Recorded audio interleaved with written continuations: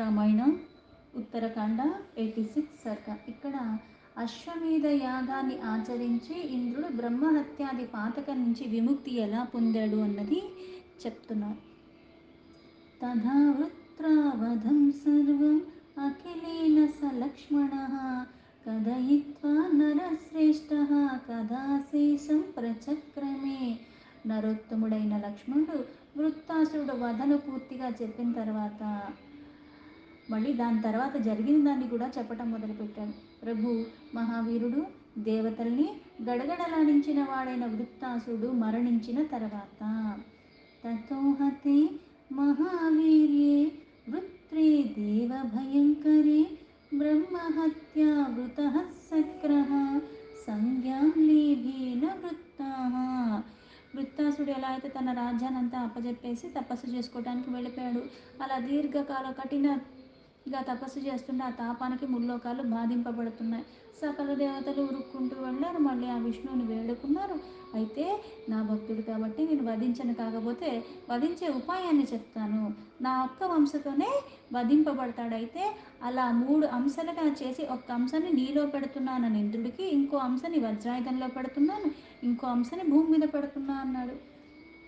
అలా చెప్పేసరికి వెళ్ళిపోయాడు, వధించేశాడు. వధించేసిన తర్వాత మళ్ళీ ఆ బ్రహ్మహత్యా పాతకం తనని చుట్టుకుంది కాబట్టి అక్కడ అంధకారమైన ప్రదేశానికి వెళ్ళిపోయాడు. మళ్ళీ సకల దేవతలు వెళ్ళి మళ్ళీ ఆ విష్ణువునే వేడుకున్నారు. ఆయన మళ్ళీ పవిత్రమైన అశ్వమేధ యాగం చేస్తే అప్పుడు ఇంద్రుడికి ఆ పాతకం పోతాయి. యజ్ఞస్వరూపుడినైన నన్ను ఆ రూపంలో అలా పూజించటం ద్వారా పవిత్రత వస్తుంది, ఆ పాతకాలు తొలగిపోతాయి అని చెప్పాడు. అందుకే ఇక్కడ వృత్రాసురుడు మరణించిన తర్వాత ఇంద్రుడికి బ్రహ్మహత్య పాతకం చుట్టుకుంటే అతడు తేజస్సు తగ్గిపోయి ఇంద్రుడు లోకాలోక పర్వతంలో లోపల ఉన్న అంధకార ప్రదేశానికి వెళ్ళిపోయి దాక్కున్నాడు. సో అంతమాశ్రిత్య లోకానాం నష్ట సంజ్ఞో విచేతనః కాలం తత్ర వసత్ కంచిత్ వేష్టమాన ఇవోరగః. అక్కడ వెళ్ళి చేరుకుని చైతన్యరహితంగా అయోమయ స్థితిలోకి గురయ్యాడు. అప్పుడు అతడు స్పృహ లేని పాములాగా అక్కడ పొర్లాడుతూ పడి ఉన్నాడు.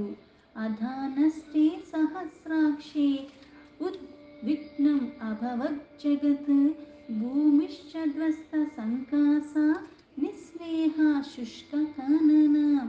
ఇంద్రుడు అదృశ్యమవటంతో అంత సమర్థత కలిగి అంత పరిపాలన చేస్తున్నవాడు, అధికారం ఉన్నవాడు, వాళ్ళందరికీ అధిపతిగా ఉన్నవాడు తనే అక్కడి నుంచి పారిపోయాడు.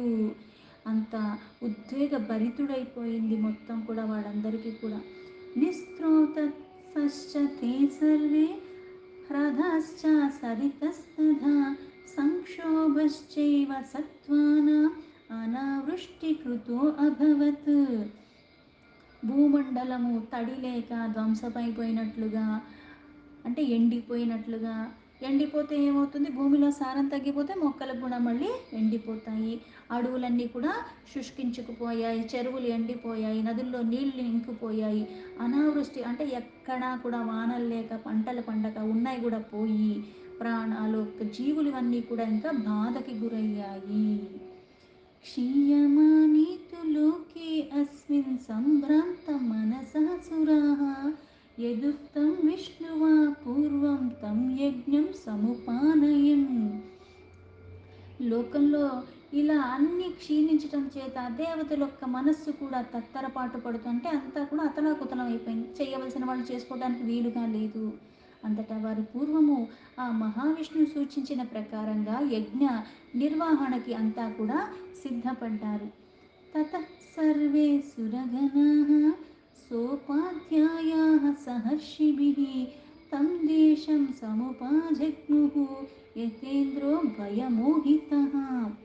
తే తు దృష్ట్వా సహస్రాక్షం ఆవృత్తం బ్రహ్మహత్యయా తం పురస్కృత్య దేవేశం అశ్వమేధముపక్రమం. యజ్ఞానికి కావలసిన పదార్థాలన్నీ సమకూర్చుకుని తర్వాత దేవతలందరూ కూడా పురోహితుడైన బృహస్పతి దేవతలకి గురువు, ఆయనతో మహర్షులతో కలిసి ఇంద్రుడు భయభ్రాంతుడై దాకుని ఉన్న ప్రదేశానికి చేరుకున్నారు. వారు బ్రహ్మహత్యాది దోషాల గురించి ఇంద్రుడిని దర్శించి తర్వాత వారు ఆ సురపతి అయిన ఇంద్రుడు ముందుంచుకుని అశ్వమేధ యాగాన్ని ప్రారంభించారు. తతో అశ్వమేధ సుమహాన్ మహేంద్రస్య మహాత్మనః వవృద్ధే బ్రహ్మహత్యాయాః పావనార్థం నరేశ్వర. శ్రీరామచంద్ర ప్రభు బ్రహ్మహత్యా పాపం నుంచి విముక్తి పొందటానికై మహాత్ముడైన దేవేంద్రుడు చేస్తున్న ఎంతో పవిత్రమైన అశ్వమేధ యాగము నిర్విఘ్నంగా కొనసాగుతున్నది. తతో యజ్ఞే సమాప్తే తు బ్రహ్మహత్యా మహాత్మనః అభిగమ్య భవిద్వాక్యం త్వమే స్థానం విధాస్యథ. యజ్ఞము ముగిసిన తర్వాత బ్రహ్మహత్య పాతకం నుంచి ఆ దేవతల్ని సమీపించి ఒక స్థానమందు నిర్ణయింపుడి అని పలికారు. అంటే బ్రహ్మహత్య పాతకం ఆదిదేవత, ఇప్పుడు ఆయన్ని విడిచిపెట్టాలంటే మళ్ళీ ఇంకో వెళ్ళే స్థానం కావాలి కదా, అందుకని ఒక స్థానాన్ని చెప్పమని చెప్పింది. దానికి తగిన స్థానాన్ని నిర్ణయించండి అని పలికింది. తేతామోచుస్తథా దేవాః తుష్టాః ప్రీతి సమన్వితాః చతుర్థా విభజా ఆత్మానం ఆత్మీనైవ దురాసదే. తర్వాత దేవేంద్రుడు విముక్తి కలిగినందుకు సంతోషంతో దేవతలకు బ్రహ్మహత్యాది దేవతలతో అజేయమైన శక్తి గల ఓ దేవత, నిన్ను నీవే 4 భాగాలుగా విభజించుకో అని తనతో చెప్పాడు. అంటే ఒక్క దగ్గరే అంత వెళ్ళిపోతే అది మళ్ళీ కష్టతరం, అందుకుని 4 భాగాలుగా ఆ పాతకాన్ని చేశారు. దేవానాం భాషితం శ్రుత్వా బ్రహ్మహత్యా మహాత్మనా సన్నిధౌ స్థానమన్యత్ర వరయామాస దుర్వసా. దేవతల మాటలు విన్న తర్వాత దుర్వాస అయినా, అంటే ఇక్కడ దేవేంద్రుడి అందు ఉండి బాధింపబడి ఇప్పుడు మళ్ళీ ఆయనకి విముక్తి కలిగించింది. మళ్ళీ ఈ బాధ ఇంకొకరిని ఆవరించటానికి ఆ మహాత్ముల యొక్క సన్నిధి నుంచి నిలిచి ఆ దేవేంద్రు కంటే ఇతరమైన ప్రదేశాలని నివసించటానికి ఇష్టపడుతూ మళ్ళీ అంటే 4 విభాలుగా అవ్వమన్నాడు. అందుకని ఎక్కడ అలా అవుతుందో అన్నది మళ్ళీ ఇలా చెప్తుంది. ఏకేనాంశేన వత్స్యామి పూర్ణోధాసు నదీషు వై చతురో వార్షికాన్ మాసాన్ దుర్వగ్ని కామవారిణి. నాలోని 4 అంశాల్లో ఒక్క దానితో ప్రతి సంవత్సరం 4 పక్షములు అంటే 2 మాసాలు ఆ జలముతో నిండి ఉన్న నదుల్లో నేను నివసిస్తాను. అందుకే ముఖ్యంగా ఆషాఢ శ్రావణ మాసాలు మధ్యలో ఈ నదులకు దోషయుక్తంగా ఉంటాయి అంటారు. నదుల్లో నివసిస్తాను అని చెప్పింది. భూమ్యామహం సర్వకాలం ఏకేనాంశేన దుర్వసా వసిష్యామి న సందేహః సత్యనేతద్ బ్రవీమివః. ఈ నదుల్లో ఏ సమయంలో నేను చాలా స్వేచ్ఛగా సంచరిస్తూ ఉంటాను. అందుకే ఆ నదుల్లో స్నానం చేసేటానికి వచ్చిన వాళ్ళ యొక్క దర్పాన్ని అణిచివేస్తాను. అందుకే ఏం చేస్తారు, నీళ్ళల్లోకి వెళ్ళే ముందు నీళ్ళని కూడా మనము భక్తితో పూజించుకుని వెళతాము. ఆ పరమాత్మ నామాన్ని స్మరించుకుంటే పరమాత్మ ఆధీనంలోనే సర్వం ఉంది. అందుకే మనకి గ్రహదోషాలు వచ్చినా, ఈ దోషాలు వచ్చినా, ఆ దోషాలను దేనికి భయపడక్కర్లేదు అంటారు. ఎందుకు అంటే నీలో అంత అనన్యమైన భక్తి ఉండాలి. త్రికరణ శుద్ధిగా ఎప్పుడైతే పరమాత్మను ఆశ్రయిస్తారో ఆయన తీయలేనిది, ఆయన చెయ్యలేనిది ఏదీ లేదు. కానీ నీలో ఆ విశ్వాసం ఉండాలి. నువ్వు ధర్మాన్ని అలా పట్టుకుని ఉండాలి. ధర్మం పట్టుకున్నంత మాత్రాన నీకు ఆపద రాదని కాదు, బాధ కలగదని కాదు. కానీ దానికి ఉపశమనం, దాని నుంచి బయటపడే మార్గం కూడా నీకు స్పష్టత వస్తుంది. మళ్ళీ నీకు బాధ అన్నది నీ మనసులో మెదలకుండా జ్ఞానంతో ఉంటావు, అజ్ఞానంలో ఉండవు. అందుకే స్నానం చేయటానికి వచ్చిన వారి యొక్క దర్పాన్ని నేను అణిచివేస్తాను. యోయమంశస్తృతీయో మే స్త్రీషు యవ్వనశాలిషు త్రిరాత్రం దర్పపూర్ణాసు వశిష్యే దర్పఘాతిని. 2వ అంశగా భూమిలో ఉంటాను. ఆ భూమిలో ఉండటం ద్వారా నేను నివసిస్తూ ఉంటాను. అందుకే మనకి ఇందులో సందేహం లేదంటే భూమిని కాలుతో తంతం కానీ, లేకపోతే భూమికి కూడా మనం ముందుగా ఎప్పుడైనా కాలు దానికి పొద్దున్నే లెగంగానే మనం అలా ఒక్కసారిగా స్మరించి కాలు ప్రతిదాన్ని కూడా భక్తి భావనతో ఎలా పడితే అలా కొన్ని కొన్ని తిథుల్లో కూడా భూమిని తవ్వకూడదని కొన్నిసార్లు ఇష్టం వచ్చినట్టుగా పంటలు పండే ముందు పూజ చేస్తారు. భూమిని చాలా కొలిచి వాళ్ళు ఆ పంటలు పండిస్తారు. అంతేకాని అహంకారంతో కాదు, భక్తితో చేస్తారు. ఆ భూమికి బాధ కలిగిస్తుంది. ఆ భూమి నుంచి సారం ద్వారానే ఈ పంటలు పండుతున్నాయని మళ్ళీ భక్తి భావంతో పంట రంగానే మళ్ళీ పూజించి కానీ అందులో భాగాలు తీసుకోరు. దాన్ని ఆహారంగా వెంటనే పంట పండగానే ఇంటికి తీసుకెళ్ళి వంట వండుకోరు వాళ్ళు. నివేదించిన తర్వాత చేయవలసినవన్నీ చేసిన తర్వాత క్రతులు అప్పుడు దాన్ని తీసుకెళ్ళి దాన్ని అప్పుడు ఆహారంగా స్వీకరిస్తారు. అందుకే ఇక్కడ నేను భూమిలో నివసిస్తాను రెండో అంశగా. అంటే మొత్తం 4 విభాగాలు. ఒకటి వచ్చేసరికి నదుల్లో ఆషాఢ శ్రావణ మాసంలో 4 పక్షాలు, అంటే ఒక నెలకి 2 పక్షాలు ఈ 2 నెలల్లో. అలాగే భూమిలో రెండోది. మూడవది స్త్రీ. ఇక్కడ స్త్రీలకు వచ్చేసరికి నేను మీతో నిజమే చెప్తున్నాను, అందులో ఎటువంటి సందేహం లేదు. యవ్వనంలో ఉన్న స్త్రీలలో దర్పాన్ని అణిచివేయటానికి ప్రతి నెల యందు కూడా 3 రోజులు నేను ఆ స్త్రీలలో ఉంటాను. ఆ దర్పాన్ని పోగొడతాను నెలసరి రూపంలో.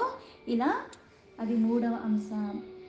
హంతారో బ్రాహ్మణాన్యేతు మృషా పూర్వమధూషకాన్ తాశ్చతుర్థేన భాగేన సంశ్రయిష్యే సురర్షభాః. నాలుగోదిగా, సురశ్రేష్ఠులారా, నిర్దోషులైన బ్రాహ్మణుల్ని మోసం చేసి చంపేసి హంతకులు ఎవరైతే ఉంటారో వాళ్ళల్లో నేను నివసిస్తాను. ప్రత్యూచస్తాం తతో దేవా యథా వదసి దుర్వసి తథా భవతు తత్సర్వం సాధయస్వ యదీప్సితం.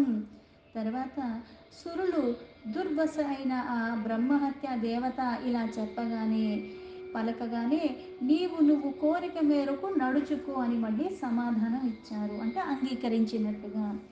తతః ప్రీత్యాన్వితా దేవాః సహస్రాక్షం వవందిరే విచ్వరః స చ పూతాత్మా వాసవః సమపద్యత ప్రశాంతం చ జగత్సర్వం సహస్రాక్షి ప్రతిష్ఠితి యజ్ఞం చాద్భూత సంకాసం తదా శక్రోభ్య పూజయత్.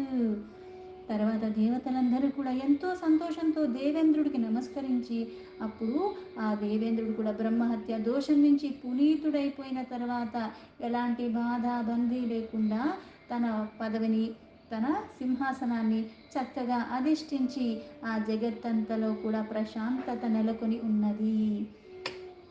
అదృశ్యో హ్యశ్వమేధస్య ప్రభావో రఘునందన యజస్వా సమాహభాగా హయమేధేన పార్థివ. ఈదృశో హ్యశ్వమేధస్య ప్రభావో రఘునందన యజస్వాసు మహాభాగా హయమేధేన పార్థివ. इति लक्ष्मणवाक्यमुत्तमं नृपतिरतीव मनोहरं महात्मा परितोषमवाप हृष्टचेता निशमयेन्द्र समानविक्रममौजाः. ఇలా తర్వాత సురపతి అద్భుతంగా మళ్ళీ అశ్వమేధ యాగాన్ని ప్రశంసిస్తున్నాడు. అంటే దేనివల్ల అయితే ఈ పాతకం తొలగిపోయిందో, దేనివల్ల అయితే బాధ తొలగిపోయిందో, దేనివల్ల అయితే మళ్ళీ పునీతుడయ్యాడో. అందుకే రఘురామ మహారాజా, అశ్వమేధ యాగం యొక్క ప్రభావాన్ని విన్నారు కదా మహాత్మా, అందుకే అశ్వమేధ యాగాన్ని ఆచరించండి. లక్ష్మణస్వామి ఇలా అశ్వమేధ యాగం మహత్యాన్ని గురించి, పూర్వం ఇంద్రుడు చేసిన వృత్తాంతం గురించి ఇవన్నీ చెప్పిన తర్వాత శ్రీరాముడికి మృదు మధురంగా వివరించారు. ఇంద్రుడితో తుల్యమైన తేజప్రభాశాలి అయిన మహాత్ముడైన శ్రీరాముడు లక్ష్మణుడి మాటలు విన్న తర్వాత నిండు మనస్సుతో మళ్ళీ ఆనందించాడు. దీంతో వాల్మీకి మహర్షి విరచితమైన ఆది కావ్యమైన శ్రీమద్ రామాయణంలో ఉత్తరకాండలో 86 సర్గా సంపూర్ణం.